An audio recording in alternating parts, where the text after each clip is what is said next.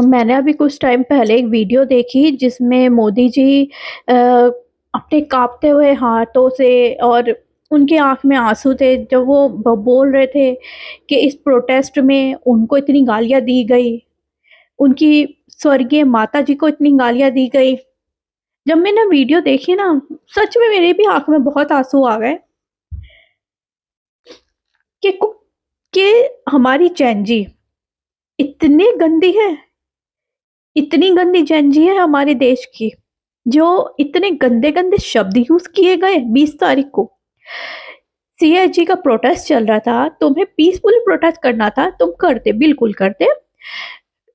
हर इंसान को अपनी बात रखने का हक है, बिल्कुल हक है। नीट में जो हुए पेपर लीक हुए, उस पेपर लीक में काफ़ी बच्चों ने सुसाइड की, तुमने उनके लिए आवाज़ उठाई, बहुत अच्छी बात है। लेकिन तुम्हें प्रोटेस्ट करना चाहिए था, पीसफुली प्रोटेस्ट करते। तुमने उस प्रोटेस्ट की आड़ में देश के प्राइम मिनिस्टर को इतनी गंदी-गंदी गालियाँ दी है, उसका तो उनका तो मतलब भी नहीं था। ये मतलब था एजुकेशन मिनिस्टर से। तुमने एजुकेशन मिनिस्टर के ऊपर अगेंस्ट उठाते आवाज़। तुमने प्राइम मिनिस्टर को इतनी गंदी गालियाँ दी, उनके स्वर के माताजी को इतने गंदे-गंदे शब्द यूज़ किए गए और इस प्रोटेस्ट की आड़ में उस जैन जी की लड़कियों ने, मैं तो हैरान हूँ कि ये हमारे देश की जैन जी हैं। ये जैन जी है। अगर इन जैन जी के हाथ में अगर देश आ गया तो देश का क्या होगा? देश तो खत्म, देश वाक़ई में खत्म। लड़कियों ने इतने आपत्तिजनक शब्द यूज़ किए, इतने गंदे पोस्टर बना के लेकर गए मोदी जी के लिए। मोदी के साथ इटली की प्राइम मिनिस्टर मेलोनी के साथ उनके नाम जोड़ के उतने उनके पोस्टर बनाए, उन दोनों के इतने गंदे-गंदे शब्द यूज़ किए गए। शायद आज की हम लोग सुन लें। हम मिलेनियल लोग अगर वो शब्द सुन लें ना तो हम सच में हमें बर्दाश्त नहीं हो रहे ये शब्द। हमने शायद पहले कभी सुने भी नहीं होंगे ऐसे शब्द, इतने गंदे शब्द। शर्म करो जैन जी, शर्म करो। तुम प्राइम मिनिस्टर तुम्हारे दादाजी की उम्र के हैं। क्या तुम अपने दादाजी को भी यही शब्द यूज़ करते हो?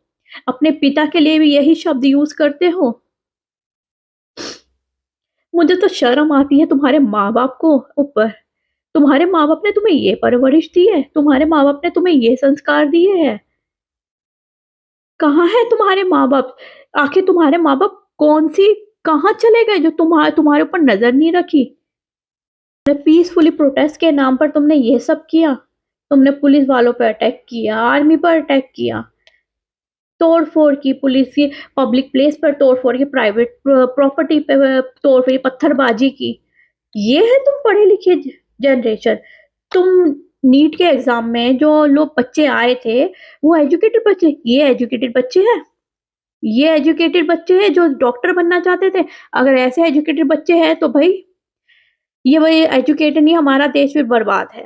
अगर ये एजुकेटेड बच्चे हैं तो, इनके हाथ में नहीं होना चाहिए। इस जैन जी के हाथ में हमारा देश नहीं होना चाहिए, क्योंकि ये जैन जी सबसे गंदी जनरेशन है, सबसे गंदी।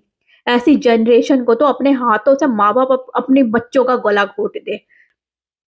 इतने गंदे शब्द अपने देश के प्राइम मिनिस्टर के लिए, अपने दादा की उम्र के इंसान के लिए। इतने गंदे श मैं अभिजीत दीपके से एक बात ज़रूर पूछना चाहूँगी, तूने ये जो प्रोटेस्ट किया था, नीट के बच्चों ने जो सुसाइड किया था, उनको इंसाफ दिलाना चाहता था, तूने उसके लिए प्रोटेस्ट किया था ये। तू चाहता था उन बच्चों को, जिन बच्चों ने सुसाइड किया, उनको इंसाफ मिले। धर्मेंद्र प्रधान एजुकेटेड मिनिस्टर इस्तीफ़ा दिया। तू ये चाहता था कि जिन बच्चों ने सुसाइड किया, उनको उनके पेरेंट्स को मुनाफ़ा दिया जाए, वो भी मिला, सरकार ने उसे भी एक्सेप्ट किया। लेकिन जब ये प्रोटेस्ट चल रहा था, बच्चे आतंक कर रहे थे, तब तू कहाँ था? बच्चे गालियाँ दे रहे थे प्राइम मिनिस्टर को, आपत्ति शब्द यूज़ किए जा रहे थे, ये लड़कियाँ इतनी गंदे शब्द यूज़ कर रही थी, तब तू कहाँ था? तब तूने क्यों नहीं रोका? तब तू आकर इन बच्चों को आतंक फैलाने से रोकता, इन लड़कियों को रोकता।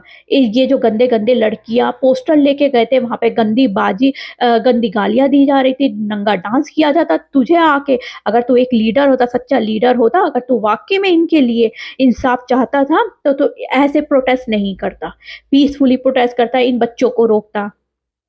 लेकिन तूने ऐसा कुछ नहीं किया। तू भी यही चाहता था कि जो बांग्लादेश में, नेपाल नेपाल में जैनजी ने जो हंगामा किया था, तू भी यही चाहता था वो सब यहाँ पर हो, भारत में हो। क्योंकि तू इन बच्चों को इंसाफ दिलाने नहीं आया था, तू तो बच्चों की आड़ में तू चाहता था कि यहाँ पर भारत में आतंक फैले। तू तो यही चाहता था, तभी तो प्रोटेस्ट के नाम पर अल्लाह अकबर के नारे लगाए जा रहे थे, राम जी को गाली दी जा रही थी, सीता माता का अपमान किया जा रहा था। ये प्रोटेस्ट था तेरा? कहाँ, किस एंगल से तूने प्रोटेस्ट प्रोटेस्ट किया था? उसके बाद जब पत्थरबाजी शुरू हो गई तब भाग गया तू। फिर तूने सामने आके इन बच्चों को क्यों नहीं रोका, जब ये बच्चे इतने गंदे गंदे शब्द यूज कर रहे थे देश के प्राइम मिनिस्टर के लिए? इतने गंदे गंदे पोस्टर लेकर आए थे बच्चे, तब तूने उन पोस्टरों को क्यों नहीं फाड़ा? अगर तू सच्चा लीडर होता, सच्चा देशभक्त होता ना, और तू वाकई में नीट के बच्चों के लिए इंसाफ चाहता, तो तू ये सब रोकता। तूने ये सब कुछ नहीं किया, क्योंकि तुझे चाहिए थी अपनी अपनी पावर दिखानी। तूने बच्चों की आड़ में तू चाहता था कि आतंक फैले। और जो तेरा वो है ना बाप, ध्रुव राठी, कॉकरोच, एक बार सिर्फ ध्रुव राठी और तू, ये जो आरएसएस और बजरंग दल के हत्थे लग गया ना, तेरा वहीं पर कल्याण कर देंगे ये लोग। मैं इंडिया की गवर्नमेंट से एक रिक्वेस्ट जरूर करूंगी, इन लड़कियों के लिए सख्त से सख्त सजा हो, सख्त से सख्त। बिल्कुल भी ये नहीं सोचना चाहिए, बिल्कुल भी ये सोचा ना जाए कि लड़कियां इनको छोड़ दिया, माफ कर, नहीं, बिल्कुल नहीं। लड़कों से ज्यादा जो गंदे अपशब्द यूज किए लड़कियों ने किए, इनके लिए सख्त से सख्त कानून होना चाहिए, इनके माता पिता के लिए सख्त कानून होना चाहिए। इनको सरकारी नौकरी तो भूल जाओ, इन लड़कियों को मिलेगी। जो इस प्रोटेस्ट में बैठे थे, चाहे वो लड़का हो लड़के हो, इनको कोई सरकारी नौकरी नहीं मिलेगी। साथ ही साथ इनको कोई प्राइवेट सेक्टर में भी नौकरी ना दी जाए। इन प्रोटेस्टर्स को जिन्होंने आतंक फैलाया, गंदे शब्द यूज किए गए, गालियां दी गई, प्राइम मिनिस्टर का अपमान किया गया, उनकी माता का अपमान किया गया, इन सब के खिलाफ एक सख्त से सख्त कानून होना चाहिए। इनको कोई नौकरी नहीं मिलनी चाहिए, कहीं भी नहीं, इनको ब्लैकलिस्टेड कर देना चाहिए। इतने गंदे शब्द, इतने गंदे शब्द अपने देश के प्राइम मिनिस्टर के लिए, उनकी माता के लिए। वो इंसान इतने एजेड होने के बाद भी देश के बारे में सोचता रहता है कि मेरे देश का हर एक बच्चा आगे बढ़े। उसने कितना कुछ कर रहा है वो इंसान देश के लिए, और ये जैन जी ऐसा कर रही है उनके लिए।